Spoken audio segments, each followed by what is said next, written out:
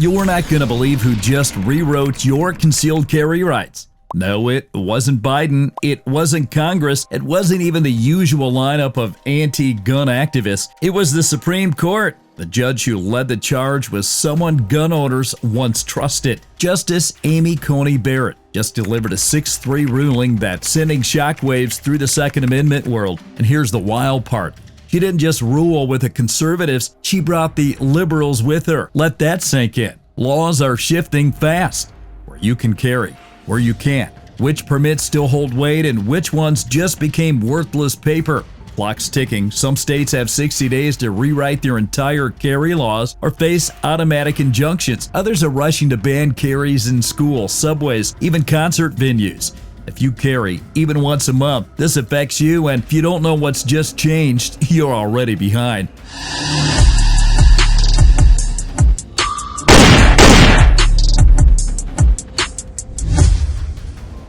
You'd expect this kind of ruling to come from a razor-thin political split. You'd expect the conservatives to stand together, hammering home the Constitution.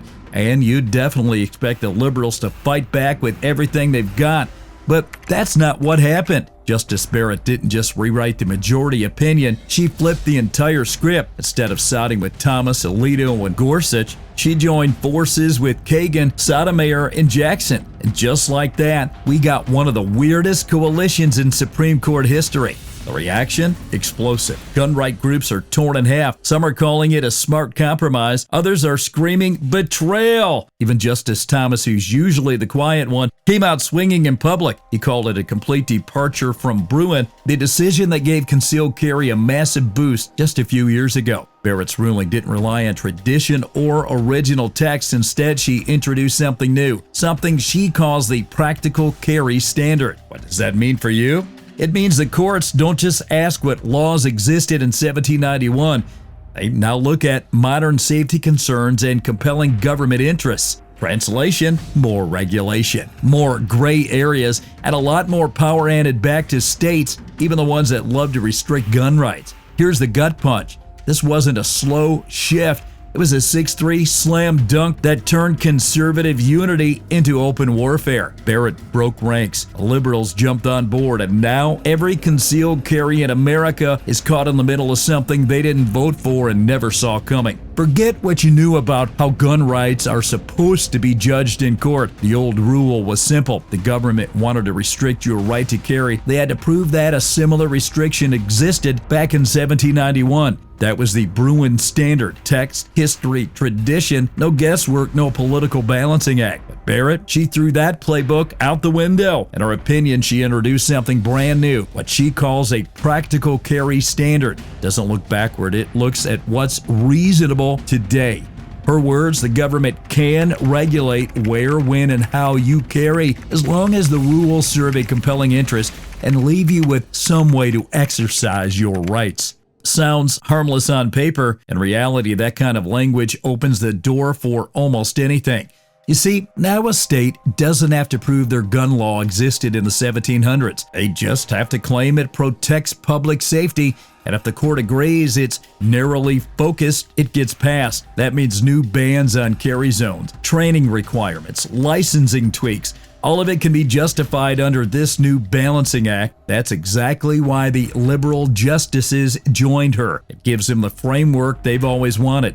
One that still technically protects the right to self-defense, but also lets the government clamp down hard as long as they check the right boxes. Meanwhile, the dissenting justices, Thomas, Alito, Gorsuch, are livid. They warn that this standard guts the Second Amendment by turning it into a moving target. The worst part? He might be right, because when you can't rely on history and you can't rely on consistent standards, all that's left is the judgment of whoever's wearing the robe that day. Let's talk about what actually changes for you right now, because this isn't just theory. This isn't law school talk. This is about the restaurants you eat in, the stores you shop at, the places you walk every day while carrying. Under Barrett's new standard, the court made two things crystal clear. Private property is now fair game, unless it says otherwise, and sensitive areas just got a whole lot bigger. Let's start with the first part, private businesses. If you live in a state that used to ban carry in all businesses open to public, that's gone. This ruling says blanket bans on carry in privately owned public spaces are unconstitutional unless those businesses put up a clear posted sign. That means unless the door says no firearms, your permit is now valid inside.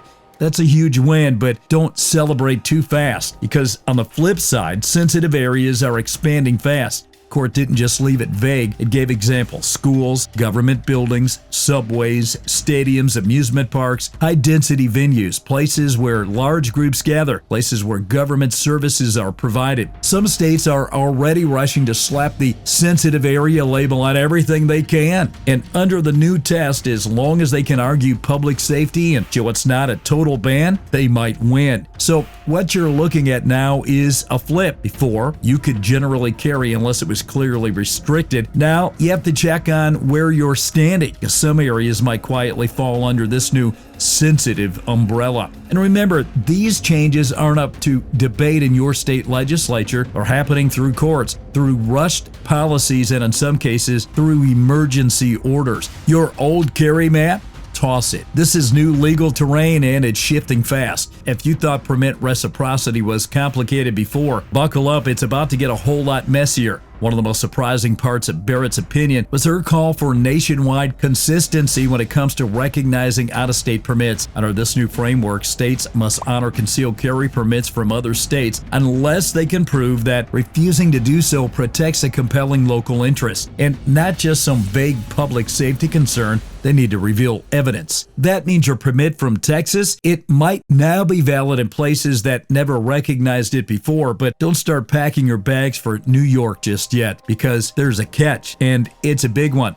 This ruling gives states 60 days to rewrite their concealed carry laws. All of them. Every state has to align their policies with the new standard or risk having them struck down in federal court. That's not a recommendation, that's the deadline. So what's happening now? Some states are moving fast. Florida wiped out their permit requirement entirely. Texas is doubling down on constitutional carry, backing the decision hard. But on the other side, states like California, New Jersey, and Massachusetts are in full-blown panic mode. They're scrambling to label more areas sensitive, pass emergency restrictions, and keep the old rules alive for as long as they can. This is where it gets dangerous for you, because during the 60-day window, we're walking through a legal minefield. Some laws have already been overturned, others are in limbo, and some are being quietly rewritten behind closed doors without you even knowing. So while your permit might technically be valid in more states, the places you can carry are changing by the day. And if you're not checking the updates, you could be arrested for breaking a rule that didn't even exist last month. This isn't just a legal shift, it's a legal storm. Every permit holder in America is standing in the middle of it. Here's the part they're not talking about on cable news, probably not even at your local gun shop. The Supreme Court ruling didn't just change where you can carry or what your permit covers, it changed something way deeper: how gun laws are challenged in court. Until now, if a bad law came down, say the ATF or a state like New York gun rights group could file a lawsuit and ask the court to block it nationwide. That's called a universal injunction, and for years it's been the fastest way to stop a bad law from spreading.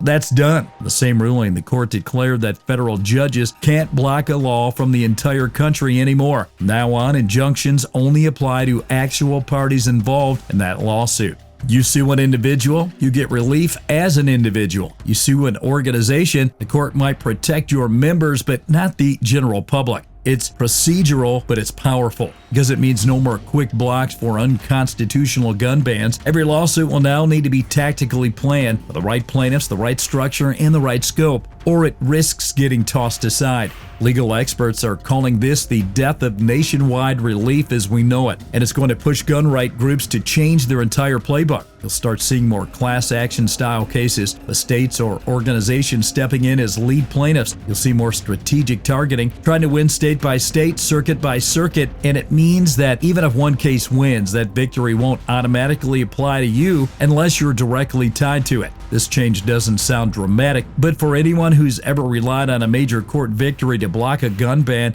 it's a gut punch.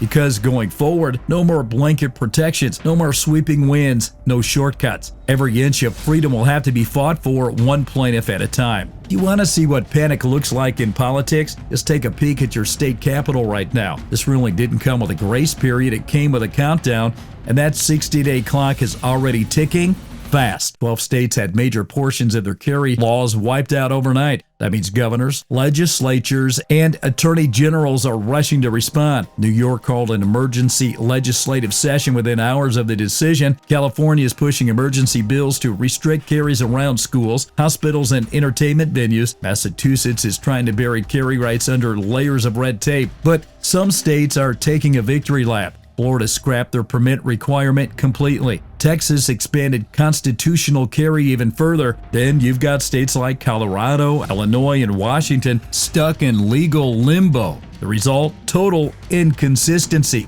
So here's the part that matters most. What do you do now? Let's keep it simple. First, check your state laws. Not last year's, not 5 years ago, this week. Second, be extra cautious about sensitive areas that are expanding fast. Third, verify reciprocity. Your permit might now be valid in more places or fewer. And finally, don't carry blind. If you travel, know what the state defines as sensitive, how it handles signage, and whether your permit is even accepted. Because here's the truth. This ruling gave gun owners some wins, no doubt, but it also dropped a complex, shifting legal puzzle on every permit holder in America. Stay alert, stay updated, and until the dust settles, carry with your eyes wide open, because now you've seen it, the game has changed. The court didn't just move the goalpost, they pulled up the entire field and handed the rule book to the states. Some are using it to expand your rights, others are using it to bury them in fine print. And while everyone's debating who won the ruling, the only real question is this: are you ready for what comes next? Drop your take in the comments. Real talk. Did the decision help us or just make things easier to restrict? And if you want the facts about the noise, go ahead and subscribe, because this ruling, that wasn't the final chapter. It was just the opening shot.